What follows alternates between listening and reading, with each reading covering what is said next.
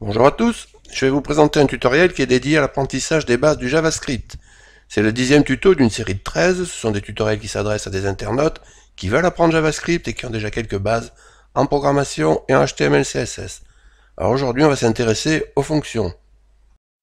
Alors pour faire ce tutoriel, vous devez déjà avoir des notions sur les fonctions. Si ce n'est pas le cas, je vous conseille de faire le tutoriel sur la fonction dans la playlist Débuter la programmation par JavaScript et je mets un lien dans la description. Alors je vais faire le bilan de ce qu'on a déjà vu dans la playlist. Dans la playlist, on a déjà répondu à la question « Pourquoi utiliser une fonction ?» On a vu qu'une fonction pouvait être vue comme une boîte dans laquelle on sous-traitait un calcul. Alors on peut préciser que dans cette boîte, on peut mettre un traitement complet, voire une fonctionnalité complète d'un logiciel. Alors on a vu qu'il fallait faire une déclaration de fonction pour ensuite l'appeler autant de fois que l'on voulait.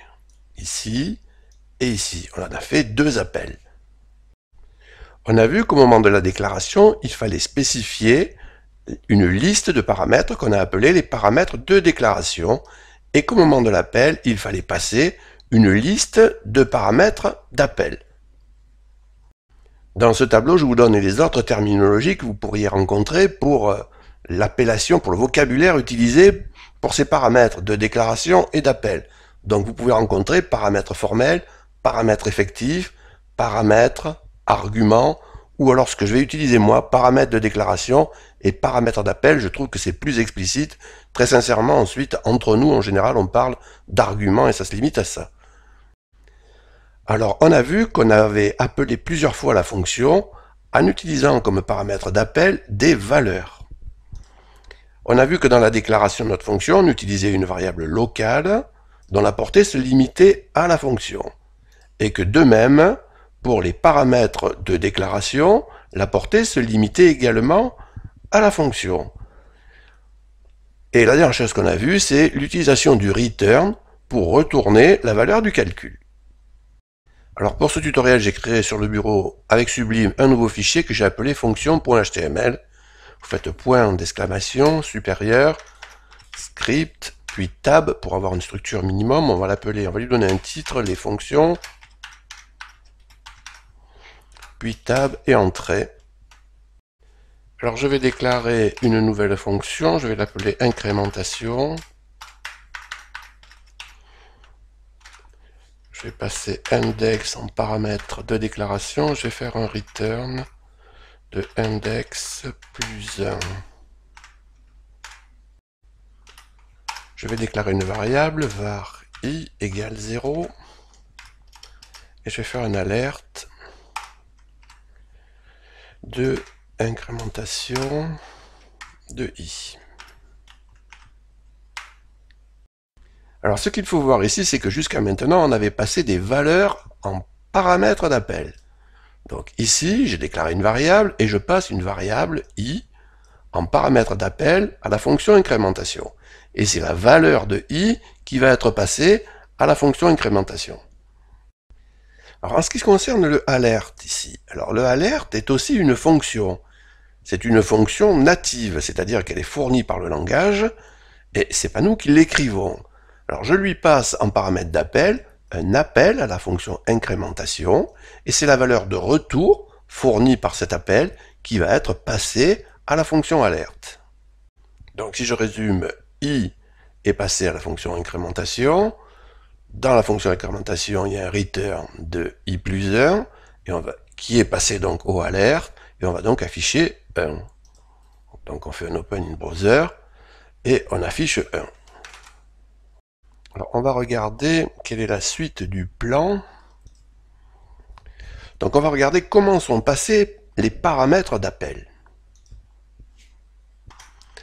Alors, au moment d'un appel à une fonction, les paramètres d'appel sont passés par copie, je dis bien par copie, à cet endroit-là, si vous voulez, et cet endroit-là se trouve dans une pile d'exécution. Alors j'ai mis un lien dans la description vers Wikipédia si ça vous intéresse. Alors ce qui est important, c'est de comprendre que la fonction travaille sur des copies locales des paramètres d'appel. Alors pour vous le prouver, je vais faire une alerte de i derrière l'appel. Alors maintenant je vais faire un open in browser Donc il va afficher 1, et ensuite il affiche 0. Donc vous voyez bien que la valeur de i n'a pas changé. Donc ce qui se passe, c'est que i est copié dans la fonction, c'est la copie de i à laquelle on ajoute 1, et on retourne cette copie à laquelle on a ajouté 1 pour l'afficher dans le alert. Mais le i, lui, n'est pas touché. Alors ceci a une conséquence. N'espérez pas passer des variables en paramètres d'appel d'une fonction afin de les modifier dans la fonction pour ensuite récupérer les variables modifiées. Ça ne marchera pas. Il faudra passer par un ou plusieurs return. Donc vous pouvez implanter plusieurs returns, un seul sera exécuté évidemment, et c'est cette valeur-là que vous récupérerez en retour de la fonction. Alors je vais créer ci-dessous une situation encore plus piégeuse que la précédente. Alors je vais enlever le return, je vais écrire ici index égale index plus 1. Et ici, je vais sélectionner i une première fois, CTRL D, CTRL D, CTRL D, je vais remplacer par index. Et je vais enlever le alert ici, que je ne veux pas garder. Alors ici, j'ai donné le même nom à la variable qu'au paramètre de déclaration. Et j'en ai parfaitement le droit. Mais écrit de cette manière, ça prête encore plus à confusion. On pourrait croire que index ici passe dans la fonction, étant donné que c'est le même nom, index égale index plus 1, on pourrait croire que au niveau de ce alert ici, le index vaut 1. Et c'est toujours pas le cas. Pour les mêmes raisons qu'avant, à savoir que cet index-là est copié ici en pile d'exécution, et la fonction travaille sur une copie locale qui est placée en pile d'exécution. Alors il faut quand même me dire qu'il y a des langages qui ne vous laissent pas faire ça. Là vous avez un argument d'entrée, un paramètre de déclaration, si vous voulez, un argument d'entrée, on dit aussi, et vous y touchez, vous lui ajoutez un, il y a des langages qui vous déclenchent une erreur, voire ou un warning minimum. Alors maintenant on va faire des études de cas, c'est-à-dire qu'on va se placer, on est ici, dans certaines situations qui pourraient éventuellement vous gêner. Alors vous avez le droit dans une fonction de modifier des variables globales. Ici, pour que index soit une variable globale dans la fonction, il suffit de l'enlever de la liste des paramètres de déclaration. À ce moment-là, vous voyez, elle est déclarée ici en global, et dans la fonction, elle est visible.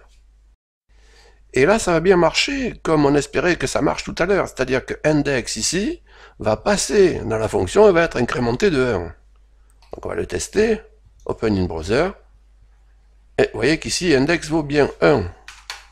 Il est affiché à cet endroit-là. Donc, il a bien été incrémenté dans la fonction, en tant que variable globale. Alors maintenant, je vais essayer de déclarer une variable locale à la fonction, et je vais essayer de m'en servir à l'extérieur.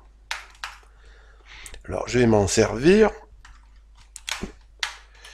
et je ne vais pas faire alert, je vais faire une console log, parce que alert, il va rien me dire. Alors,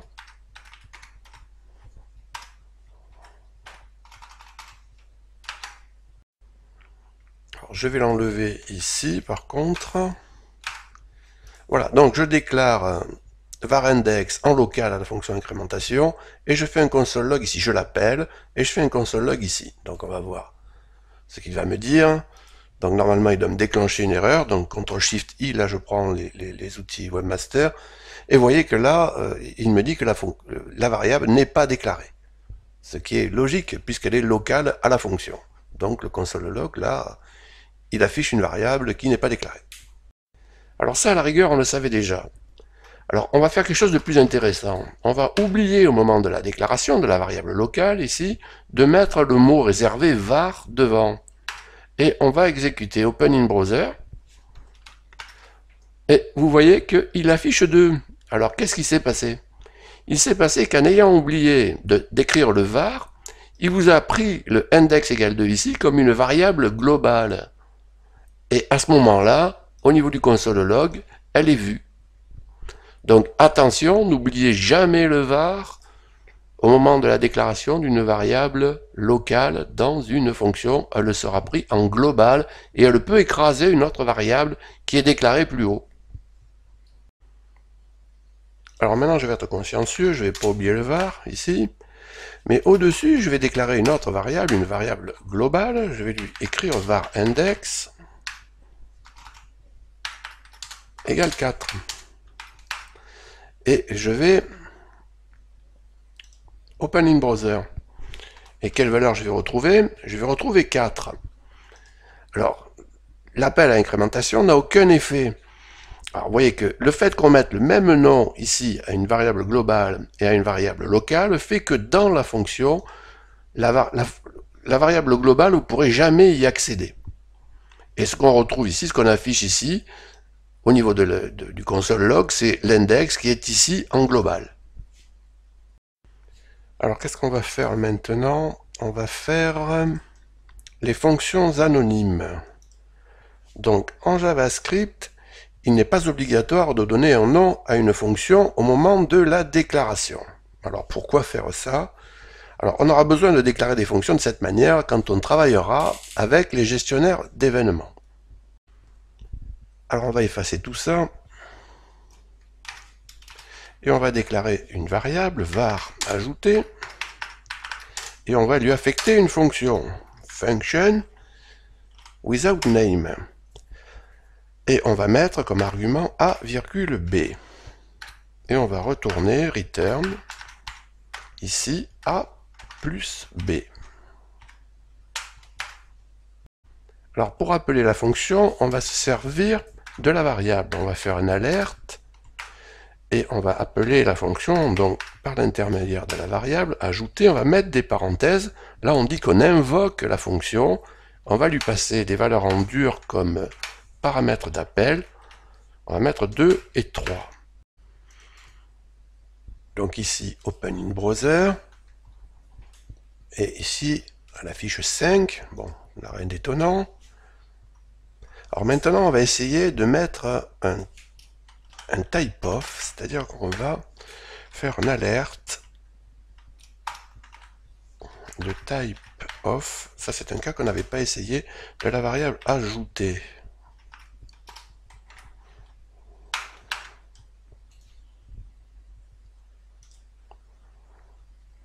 Et là, vous voyez une valeur supplémentaire que peut retourner la fonction, l'opérateur typeof, en fait. C'est ce que je voulais vous montrer. Alors, vous l'avez peut-être remarqué, en JavaScript, au moment où on déclare les paramètres, on ne donne pas de type. Donc, je vais appeler 2 fois la fonction ajoutée, mais avec des valeurs de type différentes. Donc ici, je passe des chaînes, et dans le premier cas, j'ai passé des numbers. Donc open browser. Premier affichage, il fait l'addition des numbers. Deuxième affichage, il fait la concaténation des chaînes. Alors ça se passe ici, au niveau du return A plus B. En fait, l'interpréteur regarde le type des opérandes, A et B, pour aller chercher le bon opérateur. Si c'est des numbers, il va chercher l'addition, et si c'est des chaînes, il va chercher la concaténation.